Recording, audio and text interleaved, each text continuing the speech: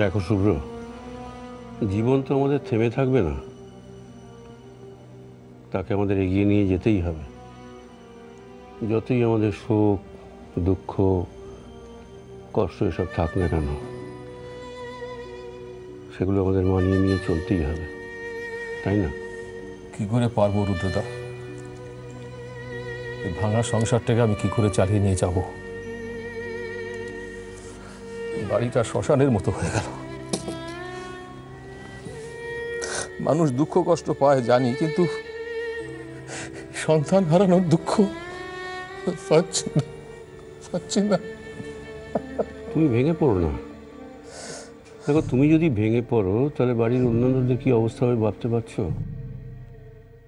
তোমাকে আরো শক্ত হতে হবে শুভ্র। বাবা, আপনি কিছু ভাববেন না, আমরা সবাই আছি তো। আমরা সবাই মিলে এই সংসারটা আগলে রাখতে পারবো। আর শ্রেয়া আছে, শ্রেয়া আপনাকে কিছুতেই ভেঙে পড়তে দেবে না। রূপম তো ঠিকই বলেছে শুভ্র, তোমাকে আরো শক্ত হতে হবে। তুমি একটা কাজ করো, তাড়াতাড়ি অফিসে জয়েন করো। অফিসে জয়েন করলে কাজকর্মের মধ্যে থাকলে তোমার মনটা আরো ভালো হবে। দেখি আমি কত তাড়াতাড়ি জয়েন করতে পারি। আর হ্যাঁ, ওই লেবার পেমেন্টের ব্যাপারটাও তো আছে, সেটা তো তোমাকে। ও হ্যাঁ, আসলে এই পরিস্থিতিতে আমারও মাথা ঠিক ছিল না। আমার অফিসে জয়েন করতে দেরি হলেও আমি পেমেন্টের টাকাটা আমি গিয়ে দিয়ে আসবো। না না, অত তাড়াহুড়োর দরকার নেই। তুমি একটা কাজ করো, তুমি রূপমকে টাকাটা দিয়ে দাও, তারপরে তুমি তোমার সময় সুযোগ মতো অফিসে জয়েন করো। তবে হ্যাঁ, বেশি দেরি করো না। হ্যাঁ, আমি এদিকটা একটু সামনে নিয়েই আমি দেখি কবে জয়েন করতে পারি। আরে ঠিক আছে ঠিক আছে, এত ব্যস্ত হতে হবে না। হ্যাঁ বাবা, আপনি একদম তাড়া করবেন না। আর আমরা সবাই আছি, আপনার যখন যেখানে দরকার আপনি আমাকে বলবেন, আমি আপনাকে নিয়ে যাব। হ্যাঁ, তোমাকে তো জানাতেই হবে। তাহলে আজকে আমরা উঠি শুভ্র। কিরকম যাবি তো? হ্যাঁ, এবারে উঠি বাবা, আসি।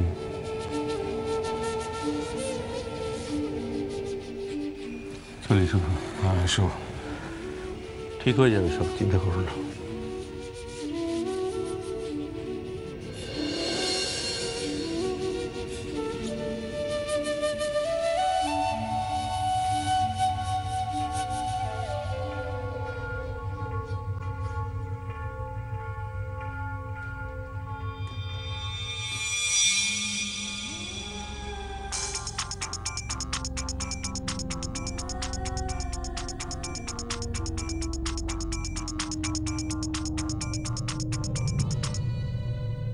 হ্যাঁ দিদি, আজ কেমন আছেন? ঠিক আছে। মানে আজকে মাথাটা ঠান্ডা হয়েছে তো? না আসলে কালকে একটু টেনশনে ছিলাম তো, তাই মাথাটা আমার এখন ঠিক আছে। কালকে প্রবালের সৎকার হলো, আমার তো ভীষণ টেনশন হচ্ছিল যদি কোনো গন্ডগোল হয়। এনিওয়ে, ব্যাপারটা সামলানো গেছে, এখন ঠিক আছে। তাই আপনি বলুন, কোনো নতুন খবর? তবে দিদি, আপনাকে আর টেনশন করতে হবে না। শ্রেয়ার যে অবস্থা না, খুব খারাপ। কি হয়েছে শ্রেয়ার? না মানে সেরকম কিছু হয়নি। শ্রেয়ার অবস্থা খারাপ বলতে, শ্রেয়া তো মাথা ঘুরে পড়ে গিয়েছিল জানেন তো। শ্রেয়া মা হতে চলেছে, অথচ কিছুতেই সেটা মানবে না। তাই হয়তো ও, বৌদি তো কড়া গলায় শুনিয়ে দিয়েছে যে কেন শ্রেয়া মা হতে পারছে না। ডাক্তারকে দিয়ে পরীক্ষা করানো হলো বলে, তাতে আবার বাবুর অভিমান হচ্ছে। তবে দিদি, আমার কি মনে হয় বলবো? হ্যাঁ বলুন।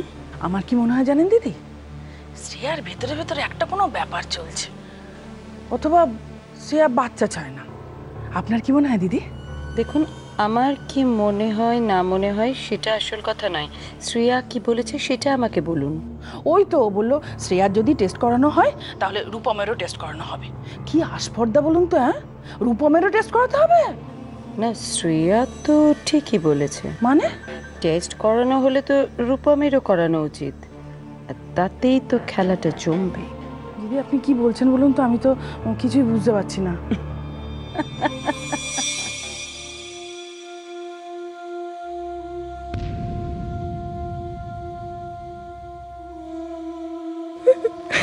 কি হয়েছে শ্রেয়া? কিছু না। না না, কিছু না বললে কি করে হবে? তুমি এখানে বসে বসে একা একা কাঁদছো। কিছু তো নয়, কিছু তো বটে। কি হয়েছে বলো? কেন করলে রূপম? আমার সাথে এতটা বিশ্বাসঘাতকতা কেন করলে তুমি? কিসের বিশ্বাসঘাতকতা? কি বিশ্বাসঘাতকতা করলাম? আমার দাদার মৃত্যুর প্রতিশোধ নেওয়ার জন্য যে লড়াইটা আমি শুরু করেছিলাম সেটা তুমি এত সহজে নষ্ট করে দিলে। এখন আমি কি করব রূপম? আমার দাদাকে যে চক্রান্ত করে মেরে ফেলা হয়েছিল আমি কি করে প্রমাণ করব বলো? তুমি কি করে প্রমাণ করব? আমি শ্রেয়া, তুমি গত রাত্রে যে স্টেপটা নিতে যাচ্ছিলে সেটা না, সেটা ভুল। এটা কেন বুঝছো না? আমি কিচ্ছু বুঝতে চাই না। আমি কিচ্ছু বুঝতে চাই না। আসলে তোমরা কেউ চাওই না যে আমি আমার দাদার মৃত্যুর প্রতিশোধ নিই। এই জন্য তোমরা আমাকে এই লড়াই থেকে সরিয়ে দিয়েছো। না না না না না, শোনো, তুমি আমার ভুল বুঝছো। ব্যাপারটা হচ্ছে যে অনেক সময় প্রিয়জনের ভালোর জন্য, ভালোবাসার মানুষের ভালোর জন্য অনেক অপ্রিয় ডিসিশন নিতে হয়। এটা সবাইকে তো সবসময় মনের মতো হয় না। তোমার মতো স্বার্থপর মানুষ আমাকে ভালোবাসতে পারে না রূপম। তুমি নিজের বাড়ির লোকদের মতো কাজ করছো। তুমি যদি সত্যি সত্যি আমাকে একটু ভালোবাসতে রূপম, তাহলে তুমি এরকম করতে না। আমার আমার আবেগগুলো, আমার ইচ্ছা অনিচ্ছাগুলোকে মূল্য দিতে, তাকে সম্মান দিতে। আমি কি চাইছি সেটা বোঝার চেষ্টা করতে। না শ্রেয়া, তুমি ভুল বুঝছো। আসলে আমি তোমার ভালো। রূপম, তুমি আসলে আমার ভালোর জন্য নয়, এই বংশের সন্তানের কথা ভাবছো, ওর ভালোর কথা ভাবছো। তুমি বিশ্বাস করো যে এই বংশকে আমি এগিয়ে নিয়ে যাব, তোমার সন্তানকে আমি জন্ম দেব, তাকে লালন পালন করব, তাকে বড় করে তুলব। তারপর তোমরা আমাকে আমার কাজ থেকে, আমার লড়াই থেকে সম্পূর্ণভাবে সরিয়ে ফেলবে। আর তারপর সবকিছু জলাঞ্জলি দিয়ে আমাকে বেঁচে থাকতে হবে। শ্রেয়া, তুমি সম্পূর্ণ ভুল ভাবছো।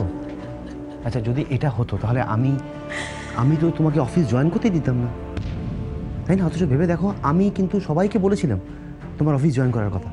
আমি বলেছিলাম। বেশ, তোমার কথা আমি মেনে নিলাম রূপম, মেনে নিলাম তোমার কথা। কিন্তু তোমার বাড়ির সবাই আমাকে প্রেগন্যান্সি টেস্ট করার জন্য ফোর্স করছে। তাতে কি তোমার কোনো সে নেই রূপম? তুমি কিছু বলতে পারবে না ওদেরকে যে এসব করার দরকার নেই? বলো, উত্তর দাও, আমার উত্তর দাও। আপনি একটু মাথাটা খাটান, তাহলেই বুঝতে পারবেন। শ্রেয়া যেভাবে সব জায়গায় উড়ে উড়ে বেড়াচ্ছে, সেটাতে এটা দিয়েই তো ওকে ঘরের মধ্যে ফেলে রাখা যাবে। আর আপনি একটু আগে বলছিলেন না যে শ্রেয়া কি যেন একটা লুকোচ্ছে, যেটা লুকোচ্ছে সেটাই তো আমাদের অস্ত্র। এনিওয়ে, আপনার আশেপাশে কেউ নেই তো? হ্যাঁ, না না, এই ঘরে কেউ নেই, এই ঘরে কেউ নেই। আপনি তো আমায় অনেক খবর দিলেন, এবার আসল খবরটা আমি আপনাকে দিই। শ্রেয়া মা হবে ঠিক, কিন্তু রূপম বাবা হবে না। আপনি কি বলছেন দিদি? শ্রেয়া মা হবে অথচ রূপম বাবা হবে না? আমি তো কিছুই বুঝতে পারছি না দিদি। এই জন্যই তো আপনাকে বলি, মাথাটা একটু খাটান, মাথাটা একটু খাটান। খেলাটা তো এবারই জমবে। শ্রেয়া মা হবে ঠিক, কিন্তু রূপমের বাবা হওয়ার ক্ষমতাই তো নেই। আর সেই কারণেই শ্রেয়া সবার সামনে ওর বাচ্চা হওয়ার কথাটা মানতে চাইছে না, বুঝেছেন? কি সব অলক্ষণে কথা বলছেন দিদি? অলক্ষণে? আপনার শুনেই মনে হয় অলক্ষণে। তাহলে ভাবুন, ঘটনাটা যখন ঘটবে তখন কি হবে। শুনুন,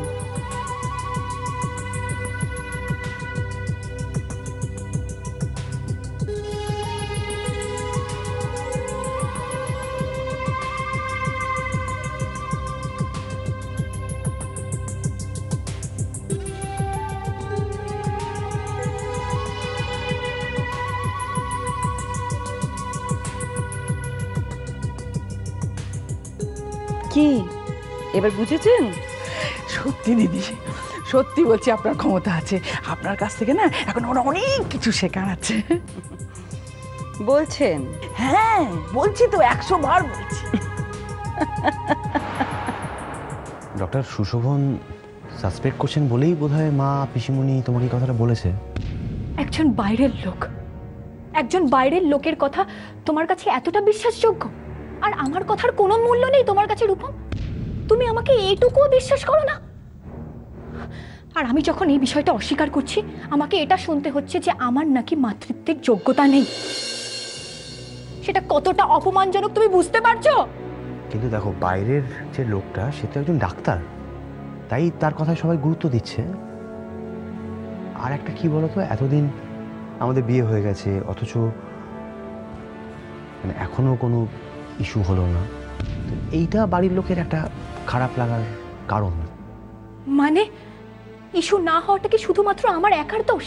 তোমার মনে হয় না তোমারও টেস্ট করানো উচিত রূপম? মানে আমাকে যা যা বলা হবে আমি সেটাই করব। আমার শরীরে যদি কোনো খামতি থেকে থাকে যেটা বাচ্চা হওয়ার পক্ষে অন্তরায়, তেমনি তুমি বাবা হতে পারবে কিনা সেটাও তো জানতে হবে রূপম। আরে বাবা শ্রেয়া, তুমি আগে তো দেখো তুমি সত্যি সত্যি কনসিভ করেছো কিনা, তারপরে তো আছে বাকি সব হবে। দেখো, আমরা তো কেউ প্রতিযোগী নই। যদি কোনো সমস্যা থাকে সেটা জারি থাক, তার একটা সমাধানও হবে, তাই না? আগে তুমি টেস্টটা করো, ঠিক আছে? তারপরে বাকি সব হবে। বেশ বেশ, আমি টেস্ট করাবো, আমি টেস্ট করাতে রাজি। কিন্তু আমার সাথে সাথে তোমাকেও টেস্ট করাতে হবে রূপম, যাতে বাড়ির সবার সবকিছু ক্লিয়ার হয়ে যায়। রাজি? মানে আমি মা হওয়ার যোগ্যতা রাখি কিনা, কিংবা আমার গর্ভে এ বংশের সন্তান আসতে পারে কিনা, কিংবা তোমার বাবা হওয়ার যোগ্যতা আছে কিনা।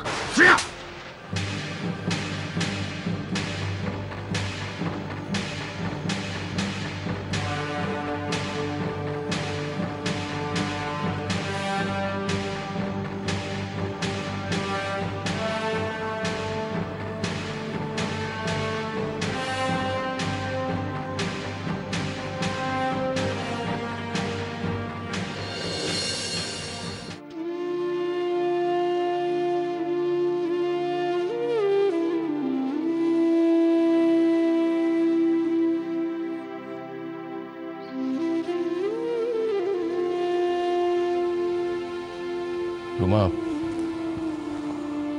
আজ একটা সিদ্ধান্ত নিতেই হবে। আমি সেই ব্যাপারে তোমার সঙ্গে পরামর্শ করতে এলাম। আমায় কিছু জিজ্ঞাসা করো না, কিছু বলার অবস্থায় আমি নেই। আমি জানি তো ওই রকম বললে হয়। আমাদের তো একটু শক্ত হতে হবে। কুকুর, চিমলি, প্রমিত, ওরা তো কোনো দোষ করেনি। ওদের মুখের দিকে তাকিয়ে আমাদের তো কিছু একটা করতে হবে রুমা। জানি না, আমার জানো তো কোনো কাজে মন বসে না, ইচ্ছে করে না কোনো কাজ করতে। অফিসে এত বড় দায়িত্ব আমি কি করে সামলাবো জানি না। তাই আমি ঠিক করেছি জানো, যে আমার ফর্মুলা, আমার গ্রামে বাড়ি, জমি জমা যেটুকু আছে সব কুকুর নামে লিখে দেবো। ও পারবে বলো? ও নিশ্চয়ই পারবে প্রমিতকে, ঝিমলিকে নিয়ে বাকি জীবনটা ভালোভাবে চালিয়ে নিতে পারবে ও। হ্যাঁ, যা ভালো বুঝবে তুমি, যা তুমি ভালো বুঝবে, আমার কিছু বলার নেই। সেই ভাবছি আমরা দুই বুড়ো বুড়ি কাশি চলে যাব। সেই ভালো, বাকি জীবনটা আমরা তীর্থে তীর্থে ঘুরে কাটিয়ে দেব। শ্রেয়ার উপর দায়িত্ব দিলে শ্রেয়া ঝিমলি প্রমিতকে ঠিক দেখবে, ওদের নিজের পায়ে দাঁড় করিয়ে দেবে। রোমা, মানুষ জীবনে দুঃখ কষ্ট পায় আমি জানি, কিন্তু এইভাবে বাবা হয়ে নিজের ছেলের মৃতদেহ নিজে কাঁধে করে দাহ করাতে নিয়ে যাচ্ছি, যেন শত্রুরও না হয়।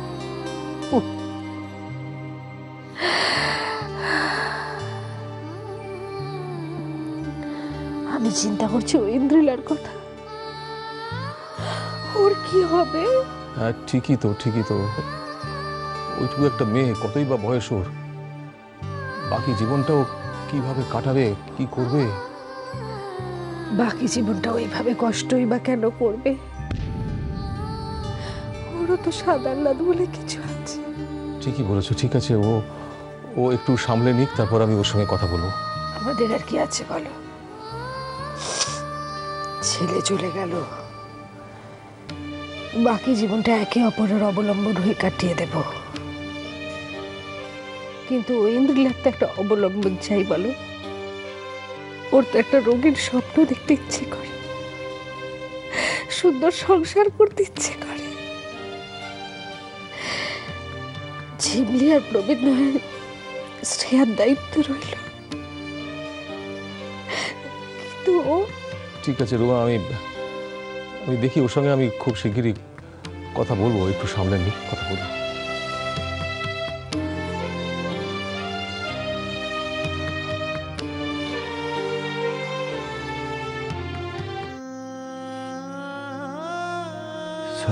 সরি সরি সরি সরি আমি নিজেকে সামলাতে পারিনি, সরি শ্রেয়া।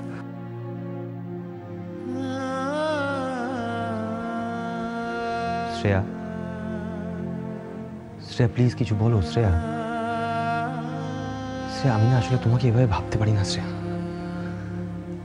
তুমি তুমি শুধু আমার স্ত্রী নও, তুমি তুমি আমার কাছে অনেক কিছু, অনেক অনেক কিছু। আমি তোমার কাছে প্রতি মুহূর্তে শিখি শ্রেয়া। প্লিজ শ্রেয়া, প্লিজ কিছু বলো। তোমার একটা অন্য মূর্তি আছে আমার কাছে, সেটা শুধু তোমার এই মানবী মূর্তি নয় শ্রেয়া, তুমি আমার গর্ব, তুমি আমার কাছে অনেক পবিত্র। আমি আমি আমি তোমাকে বুঁদ হয়ে থাকতে ভালোবাসি শ্রেয়া। শ্রেয়া, এই শ্রেয়া প্লিজ কিছু বলো। আসলে আমি না তোমার কলঙ্ক মেনে নিতে পারি না, তাই বোধহয়। আমার কলঙ্ক তুমি মেনে নিতে পারো না রূপা। আমার কলঙ্ক তুমি মেনে নিতে পারো না বলেই দিনের পর দিন বাড়ির লোকরা যা বলছে সব সহ্য করে যাচ্ছ। তুমি বুঝতে পারো না রূপম, আমি দিনে দিনে কতটা যন্ত্রণা ফেস করি যখন লোকরা আমাকে বলে সন্তান নেই কেন, সন্তান নেই কেন, আমার দিকে আঙুল তোলে। শ্রেয়া, আমি উত্তর দাও রূপম, উত্তর দাও। না, তোমার কাছে কোনো কিছু বলার নেই, এই জন্য তুমি চুপ করে আছো।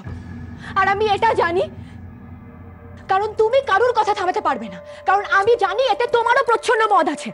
হ্যাঁ হ্যাঁ রূপম, তোমার। তুমি আমার কলঙ্কের কথা ভেবে আমার সম্মান রক্ষা করার জন্য আমাকে চটটা মারুনি, চটটা মেরেছো নিজের দুর্বলতা ঢাকতে। তোমার পুরুষত্ব নিয়ে কথা উঠেছে এই জন্য। শ্রেয়া, আমি ব্যাস রূপম, ব্যাস। আমি তোমার কাছ থেকে আর একটাও অজুহাত চাই না। শুধু এটুকু মনে রেখো, মনের যে আসনে আমি তোমাকে ঠাঁই দিয়েছিলাম, সেই আসন থেকে তুমি আজকে অনেক নিচে নেমে গেলে, অনেক নিচে।